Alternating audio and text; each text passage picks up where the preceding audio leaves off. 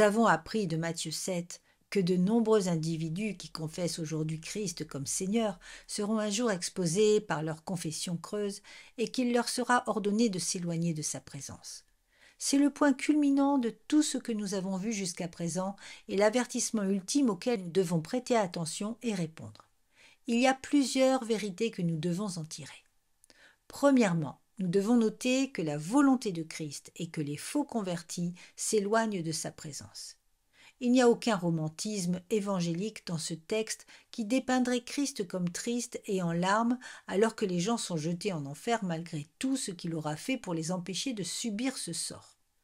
C'est Christ lui-même qui les envoie avec colère et sans pitié. Au cours de leur vie, Christ a déversé sur eux sa bonté, sa tolérance et sa patience avec une abondance qui aurait dû les amener à se repentir. Ils ont pourtant endurci leur cœur contre lui et se sont amassés pour eux-mêmes un trésor de colère de plus en plus grand pour le jour du jugement. Il voulait les rassembler comme une poule rassemble sa couvée sous ses ailes, mais ils ne l'ont pas voulu. Il leur a tendu la main et a condescendu à s'offrir à eux, mais ils ont refusé. Comme il l'a déclaré par l'intermédiaire du prophète Ésaïe, « J'ai exaucé ceux qui ne demandaient rien, je me suis laissé trouver par ceux qui ne me cherchaient pas. J'ai dit, me voici, à une nation qui ne s'appelait pas de mon nom. J'ai tendu mes mains tous les jours vers un peuple rebelle qui marche dans une voie mauvaise au gré de ses pensées, vers un peuple qui ne cesse de mériter en face. » Christ a tant fait pour eux, mais ils ont répondu par une rébellion toujours plus grande et une provocation continuelle. Il a appelé, mais ils ont résisté. Il a étendu sa main et ils n'ont pas prêté attention. Ils ont négligé tous ses conseils et n'ont pas accepté ses réprimandes. Ainsi, maintenant qu'ils se décident à l'invoquer, il ne répond pas. Et bien qu'ils le cherchent de tout leur cœur, ils ne le trouvent pas. Ils ont haï la connaissance et n'ont pas choisi la crainte de l'Éternel. Ils n'ont pas voulu accepter ses conseils et ont dédaigné toutes ses réprimandes. Ils se nourriront du fruit de leur voix et ils se rassasieront de leurs propres conseils. Au jour du jugement, l'offre du salut de Christ ne sera plus valable, et sur son ordre, ses ennemis seront précipités en enfer. C'est pourquoi il nous met en garde. Je vous dis, à vous qui êtes mes amis, ne craignez pas ceux qui tuent le corps et qui après cela ne peuvent rien faire de plus. Je vous montrerai qui vous devez craindre. Craignez celui qui, après avoir tué, a le pouvoir de jeter dans la géhenne. Oui, je vous le dis, c'est lui que vous devez craindre. Baisez le Fils, de peur qu'il ne s'irrite, et que vous ne périssiez dans votre voie, car sa colère est prompte à s'enflammer. Heureux tous ceux qui se confient en lui.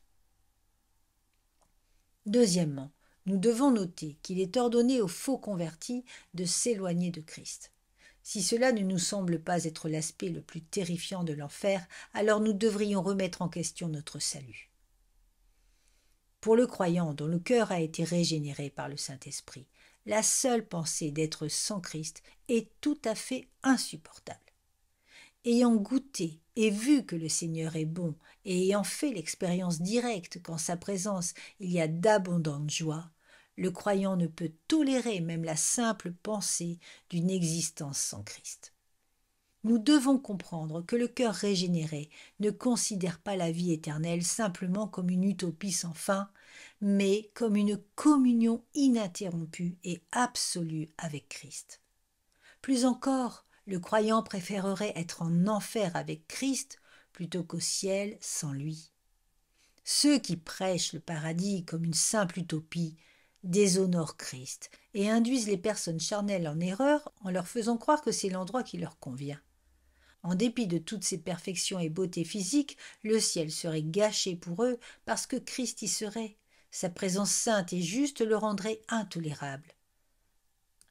À l'inverse, nous pourrions remplir le ciel d'ici demain si nous pouvions convaincre les pécheurs que Christ est comme eux ou qu'il n'y est pas présent. Tout le monde veut aller au ciel, mais la plupart ne veulent pas de Christ. C'est pourquoi nous devons avertir les personnes charnelles que leur manque de désir de communion avec Christ et leur apathie envers la justice sont une grande preuve que leur cœur doit encore être changé et que leur citoyenneté n'est pas au ciel. De plus, nous devons avertir ceux qui confessent Christ, mais qui sont plus animés par l'espoir d'une utopie à venir que par l'espoir de la plénitude de Christ. Troisièmement, nous devons noter que les faux convertis reçoivent l'ordre de quitter la présence de Christ pour aller en enfer. Certains membres de la communauté évangélique ne mentionnent pas l'enfer dans leur prédication et justifient cela en disant qu'ils préfèrent se concentrer sur les enseignements de Jésus et la bonne nouvelle de l'Évangile. Cependant, ceux qui disent de telles choses sont soit délibérément trompeurs, soit ignorants de l'Évangile et des enseignements de Christ. En réalité, nous ne saurions presque rien de la nature et des terreurs de l'enfer si nous n'avions pas les enseignements de Jésus. Bien que le châtiment éternel soit mentionné dans l'Ancien Testament, il y a peu de références claires à ce sujet. On peut en dire autant des épîtres. D'ailleurs, presque tout ce que nous savons de la doctrine de l'enfer provient des enseignements de Christ dans les évangiles et de la révélation de Jésus donnée à Jean sur l'île de Patmos. On dit souvent que les hommes qui prêchent sur l'enfer sont mesquins, critiques et peu aimants. Mais cela est réfuté par le fait que la personne la plus aimante qui ait jamais marché sur cette terre nous a donné les enseignements les plus complets et les plus descriptifs sur la réalité de l'enfer. Et si l'on en croit ces paroles, il s'agit bien d'un lieu de tourment indescriptible, où une justice parfaite est rendue et où les méchants reçoivent l'exacte mesure du châtiment qui leur est dû. On s'est souvent demandé pourquoi l'écrasante majorité de l'enseignement des Écritures sur l'enfer vient de Christ. Le théologien de confiance W.G.T. Chedd semble donner la réponse la plus plausible. Le soutien le plus solide de la doctrine du châtiment éternel est l'enseignement de Christ, le Rédempteur de l'homme. Certes, cette doctrine est clairement enseignée dans les épîtres pauliniennes et dans d'autres passages de l'Écriture. Néanmoins, sans les déclarations explicites et répétées du Dieu incarné, il est peu probable qu'une vérité aussi terrible aurait eu une place aussi importante et ancestrale dans le credo de la chrétienté. Les apôtres entrent beaucoup moins dans la description détaillée et sont beaucoup moins emphatiques sur ce thème solennel. Et ils ont raison de l'être. En effet, nul autre que Dieu n'a le droit et n'oserait condamner une âme à la misère éternelle pour le péché, et nul autre que Dieu n'a le droit et ne devrait se permettre de décrire la nature et les conséquences de cette condamnation.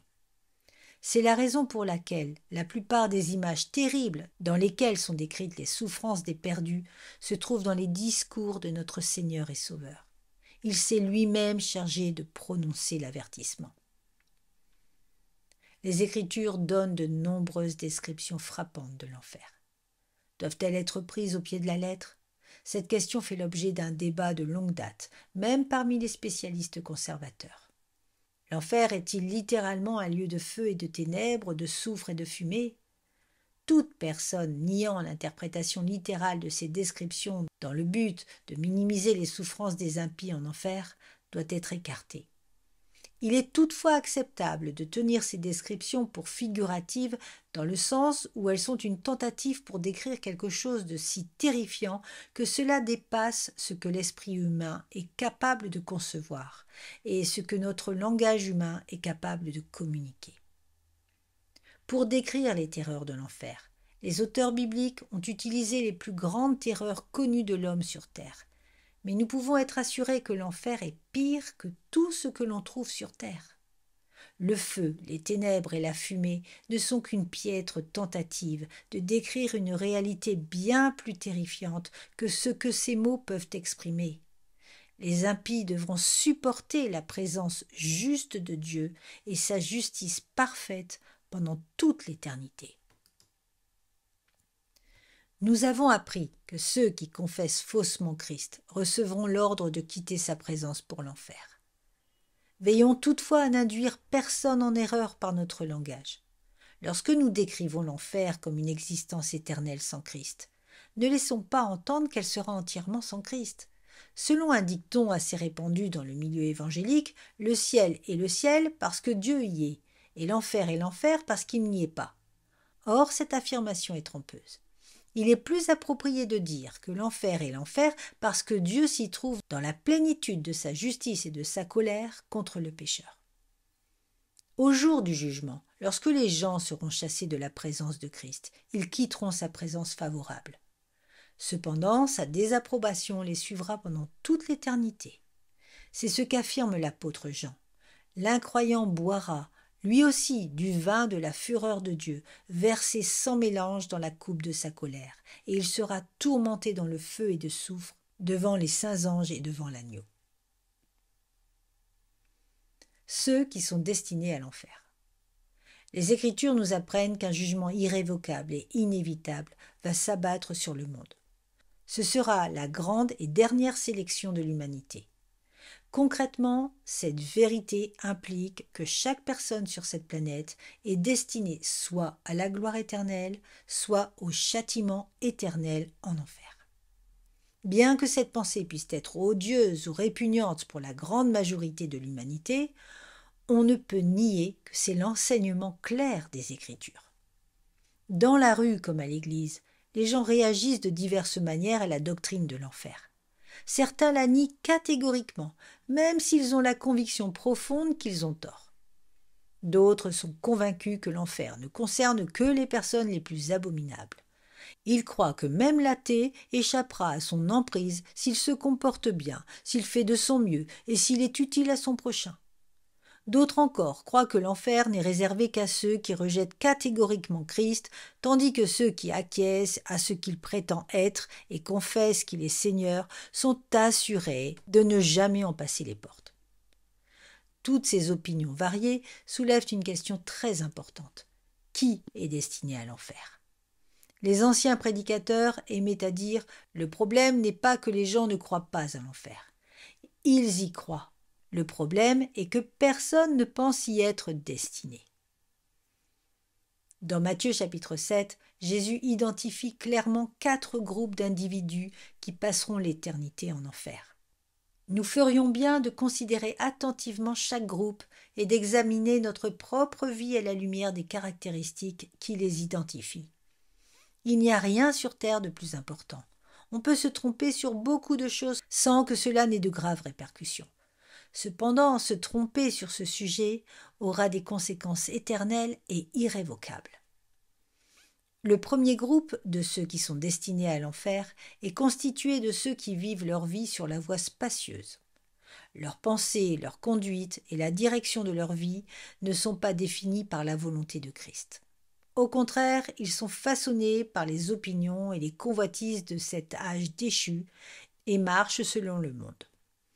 Bien qu'ils soient recouverts d'un mince vernis de christianisme, leur façon de penser et de vivre est contraire à la foi qu'ils professent. Ils aiment le monde, ressemblent au monde et partagent les mêmes affections que le monde. Nos églises évangéliques sont remplies de tels individus. Ils croient sincèrement qu'ils ont franchi la porte étroite qu'est Christ et que leur salut est assuré. Cependant, ils ne sont pas conscients que leur voyage ininterrompu sur le chemin spacieux démontre que leur croyance est vaine. Le deuxième groupe de ceux qui sont destinés à l'enfer est constitué de tous ceux dont la vie n'est pas marquée par la production de fruits et l'émondage du Père. Ils confessent leur foi en Christ, mais le caractère et les œuvres de Christ ne sont pas manifestes dans leur vie. Et il n'y a pas non plus de preuve de l'œuvre sanctifiante du Père par la discipline. Ceux qui ne portent pas de fruits ne sont tout simplement pas chrétiens. Cette vérité ne doit pas être minimisée ou édulcorée. Dans les premiers avertissements de l'Évangile, Jean-Baptiste déclare « Déjà la cognée est mise à la racine des arbres. Tout arbre donc qui ne produit pas de bons fruits sera coupé et jeté au feu. » Jésus a attesté les paroles de Jean-Baptiste lorsqu'il a répété presque mot pour mot le même avertissement. Tout arbre qui ne porte pas de bons fruits est coupé et jeté au feu. Nous devons absolument prendre conscience que nos églises évangéliques sont remplies de telles personnes. Nombreuses sont celles qui ne portent aucun fruit et ne montrent aucune preuve de l'émondage du Père. Elles vivent année après année en se donnant l'apparence de la piété, tout en reniant la puissance de celle-ci par la stérilité de leur vie. Le troisième groupe de ceux qui sont destinés à l'enfer est constitué de tous ceux dont la vie n'est pas marquée par une obéissance pratique à la volonté du Père. Là encore, il s'agit de l'enseignement clair de Jésus qui nous met en garde. Ceux qui me disent « Seigneur, Seigneur » n'entreront pas tous dans le royaume des cieux, mais seulement celui qui fait la volonté de mon Père qui est dans les cieux. L'obéissance n'entraîne pas le salut, mais elle en est la preuve. De la même manière, une vie de désobéissance est une preuve de réprobation. C'est pourquoi, au dernier jour, Jésus déclarera à ceux qui commettent l'iniquité de s'en aller. Il fait référence à ceux qui auront confessé qu'il est le Seigneur et qui auront pourtant vécu comme s'il ne leur avait jamais donné des lois à respecter. Nous devons comprendre que la personne qui vit dans une apathie ininterrompue ou un mépris de la volonté de Dieu n'est tout simplement pas chrétienne. Dire le contraire revient à nier les enseignements de Jésus. Pourtant, nos églises évangéliques sont remplies de personnes qui professent Christ et vivent en pratique comme des athées, faisant ce qui semble juste à leurs propres yeux, tout en se détruisant eux-mêmes par leur manque de connaissances. Si tous les textes bibliques du monde étaient confisqués, cela n'aurait aucun effet sur leur vie. Ils sont sans loi, ils s'infligent une famine de la parole de Dieu. Le quatrième groupe de ceux qui sont destinés à l'enfer est constitué de tous ceux qui entendent les paroles de Christ et ne les mettent pas en pratique. Là encore, la conversion est attestée ou prouvée par une obéissance pratique. Ceux qui sont nés de nouveau sont marqués par des affections nouvelles et croissantes pour la personne de Christ. Pour cette raison, ils désirent aussi connaître sa volonté et lui plaire par leur obéissance.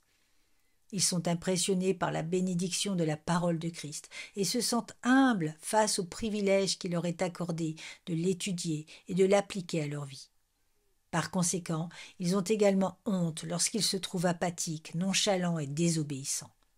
En un mot, le vrai converti a compris ce que Jésus voulait dire quand il a dit à ses disciples « Mais heureux sont vos yeux parce qu'ils voient, et vos oreilles parce qu'elles entendent. » Je vous le dis en vérité, beaucoup de prophètes et de justes ont désiré voir ce que vous voyez et ne l'ont pas vu, entendre ce que vous entendez et ne l'ont pas entendu. En revanche, le faux converti est indifférent à l'enseignement de Christ parce qu'il est indifférent à la personne de Christ. La parole ne l'inspire pas à s'émerveiller et son cœur ne brûle pas en lui lorsqu'elle est exposée. Il n'apprécie pas vraiment la parole de Christ et son apathie et sa désobéissance à son égard ne le troublent pas. Tous les dimanches matins, il entend les enseignements de Christ et accepte même leur vérité, mais il rejette la parole dès lors qu'il retourne à sa vie quotidienne. Dans son cas, la prophétie d'Ésaïe est en train de s'accomplir. Vous entendrez de vos oreilles et vous ne comprendrez point. Vous regarderez de vos yeux et vous ne verrez point. Car le cœur de ce peuple est devenu insensible. Ils ont endurci leurs oreilles et ils ont fermé leurs yeux, de peur qu'ils ne voient de leurs yeux, qu'ils n'entendent de leurs oreilles, qu'ils ne comprennent de leur cœur, qu'ils ne se convertissent et que je ne les guérisse. Nos églises évangéliques sont remplies d'individus qui confessent Christ et pourtant n'entendent pas sa parole et n'y obéissent pas. Leur christianisme se résume à une transaction passée avec Christ par la récitation d'une prière. Mais ils ne poursuivent pas leur cheminement avec lui dans une dévotion et une obéissance profonde. Ils ont simplement fait ce qu'on leur a dit de faire pour avoir accès au ciel. Ils sont assis sur nos bancs avec une conscience anesthésiée. Ils n'entendent aucun avertissement et ne voient aucune contradiction entre ce qu'ils font et ce qu'ils prétendent être, entre qui ils sont et celui qu'ils confessent. Pour l'amour de Christ et pour les innombrables personnes qui sont assises sereinement dans Sion sans savoir que leur jugement est proche, nous devons nous repentir de ce que nous avons fait à l'Évangile et à l'Église. Nous devons nous débarrasser des distorsions contemporaines qui ont détruit la majeure partie d'une génération et revenir à l'Évangile de Jésus-Christ. Ceux d'entre nous qui se tiennent derrière la chair doivent prêcher avec la plus grande clarté et le plus grand sérieux. Ainsi, nous serons exonérés au jour du jugement, et ceux qui ne nous auront pas écoutés n'auront aucune excuse. Tenons compte des paroles de Charles Spurgeon qui a déclaré « Si les pécheurs doivent être damnés, qu'ils plongent au moins en enfer en devant nous passer sur le corps. Et s'ils doivent périr, qu'ils périssent avec nos bras agrippés à leurs jambes, les implorant de rester. Si l'enfer doit être rempli, qu'il le soit au moins en dépit de nos efforts, et que personne n'y aille sans avoir été averti et sans que l'on ait prié pour lui. »